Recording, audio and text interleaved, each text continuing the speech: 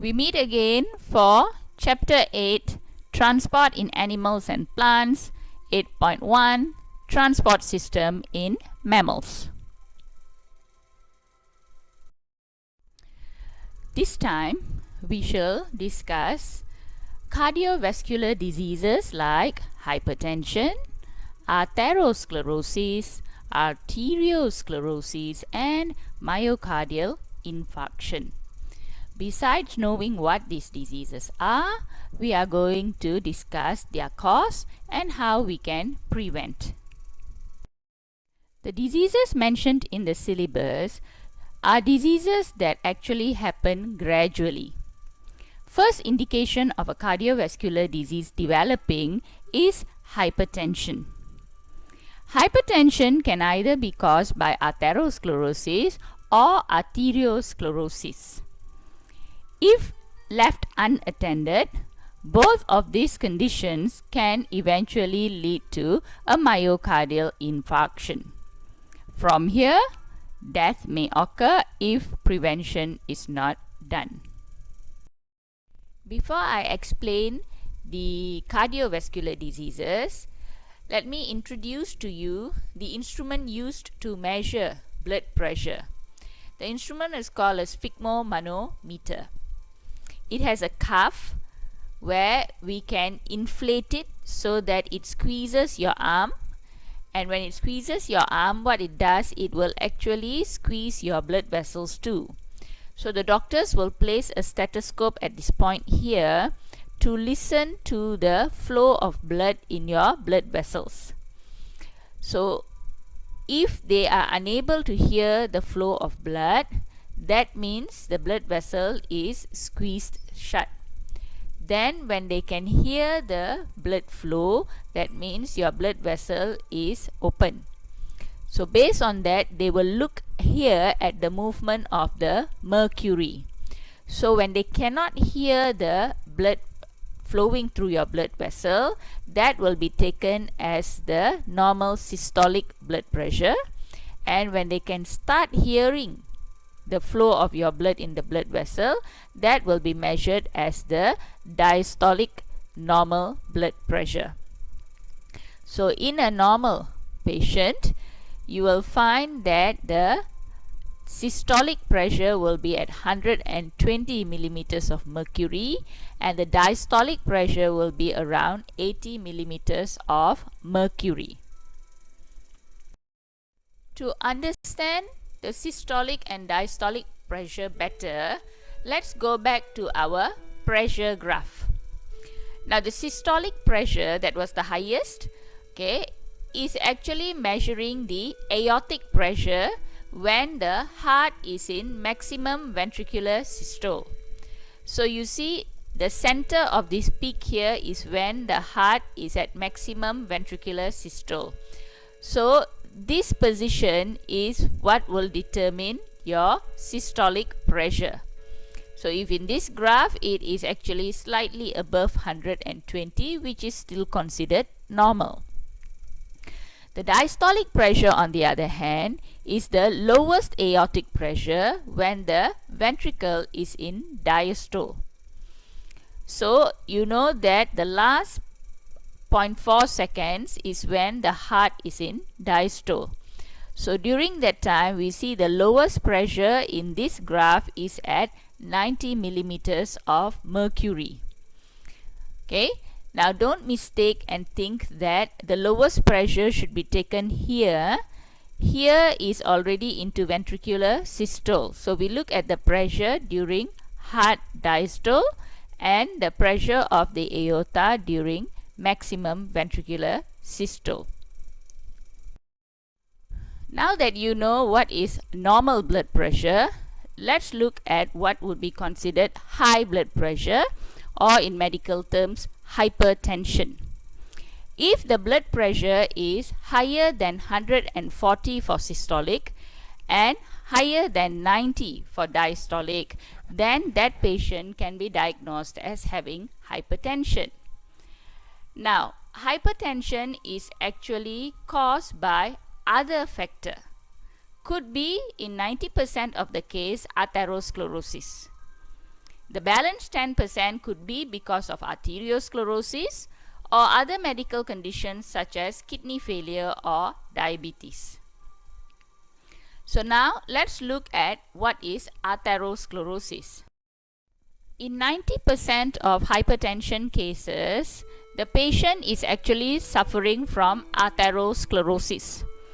Atherosclerosis is when the lumen of the artery begins to narrow. This is mainly due to poor diet or unhealthy diet, okay, whereby there is a lot of accumulation of low density lipoproteins, cholesterol, or plaque, which is a hard substance due to the mixing of cholesterol and platelets. All these substances will actually accumulate in the inner wall of the artery. So as you can see in this diagram, as the cholesterol is accumulating inside the artery, the wall of the artery is being pushed inwards, causing the lumen to become narrow. So now when blood wants to flow through this artery, it has less space. So that blood now will push onto the wall of the artery, and this is measured as hypertension. You can see in this actual picture here of a blood vessel with atherosclerosis. This is the cholesterol accumulation in the wall of the artery, and this is the narrow lumen. So basically, atherosclerosis occurs due to unhealthy diet. We look at arteriosclerosis. This diagram is that of atherosclerosis, where you can see deposit of cholesterol. Now this is an artery that has arteriosclerosis. You can see there are no deposits of cholesterol at all, but the wall of the artery has become very thick. So arteriosclerosis is actually the hardening of the artery wall due to deposits of calcium and plaque, but this time the plaque is a mix of calcium and platelets. Now you know calcium is also a mineral in our bones, and you understand how hard our bones are. So imagine if that calcium starts to deposit in the wall of the artery, then our blood vessels also start to become hard. So because of that, they are not elastic anymore. Okay, so when blood flows and blood starts to push onto the wall of the artery is unable to vasodilate, and that is why it will cause hypertension. Arteriosclerosis commonly occurs in the elderly, okay, where the calcium from their bones have started to deposit into their blood vessels. The final stage of a cardiovascular disease is a myocardial infarction, commonly known as the heart attack.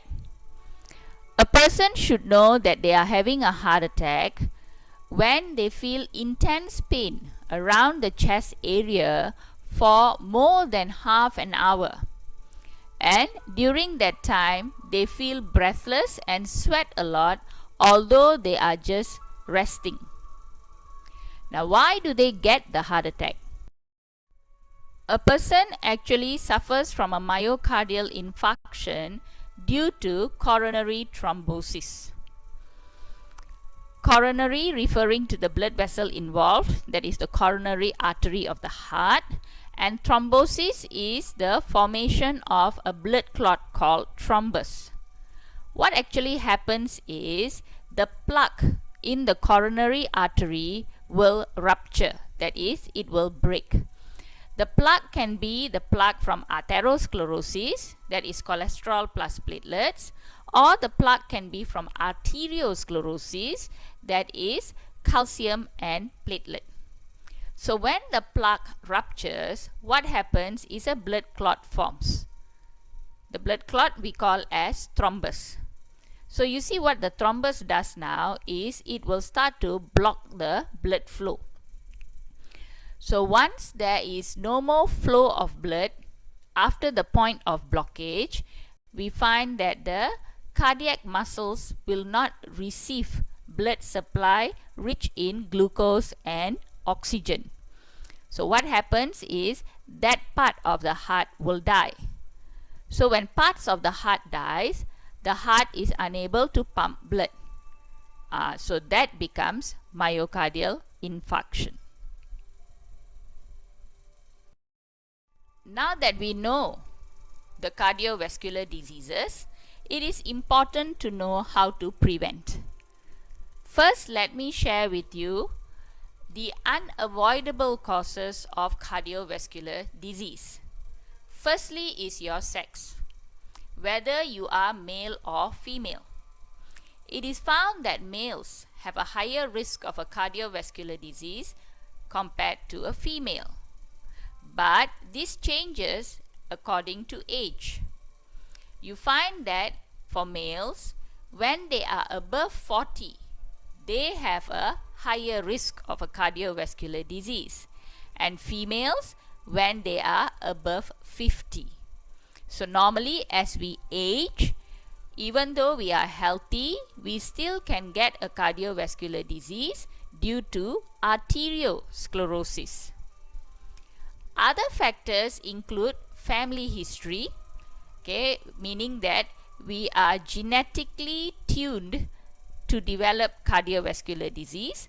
So if you have grandparents, parents, aunts and uncles suffering from a cardiovascular disease and you are a male above 40, then you have a higher risk of having this disease. Finally, if you have other illnesses such as renal failure, that is kidney failure, or even diabetes, then the risk becomes higher.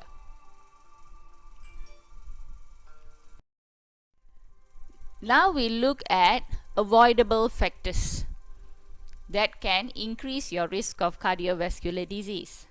Firstly, sedentary lifestyle. A lifestyle where exercise is not included in your day-to-day routine. Secondly, an unhealthy diet. A diet that is rich in fat, carbohydrates and salt. Thirdly, both of the above habits can lead to obesity, that is, when your body mass index is above 30. The formula to calculate the body mass index is your weight in kilograms divided by your height in meters squared. Besides these three factors, stress can also be a factor for cardiovascular disease, because when we are stressed, our adrenaline concentration increases, and earlier we have learned when adrenaline is high, our heart rate increases and our vasomotor center will cause vasoconstriction. Also, smoking habits can promote cardiovascular disease, since the chemicals in the smoke of cigarettes can stick to the artery walls, making it even more easy for cholesterol and plaque to stick. Finally, overconsumption of alcohol can also promote cardiovascular disease, because the chemicals in the alcohol can weaken the heart muscles, and also alcohol thickens the blood, leading to hypertension. So once you know how high the risk of you having a cardiovascular disease is, it is best you start going for checkups. The first stage of checkup would be to know your blood pressure. You know, normal blood pressure is like here 120 to about 80 millimeters of mercury. But if your blood pressure is systolic more than 140, diastolic more than 90, then clearly you have hypertension. And you understand now that hypertension doesn't come just by itself. Hypertension is caused by underlying factors, that is atherosclerosis or arteriosclerosis, or failure in other organs such as your kidney or your pancreas. So we must follow up with the next level of diagnosis, that is the ECG. You know, from the ECG, doctors will observe the PQRST wave pattern, okay, to determine the rhythm of your heart. Okay, because if there is a block in your coronary artery of the heart, then the heart will not be pumping like normal. So this can be observed through the PQRST pattern. Now let's say the pattern does not show anything abnormal. Okay, this could be because when you do the ECG, you are lying down and at rest. So we must follow up to the third level of test, known as the stress test.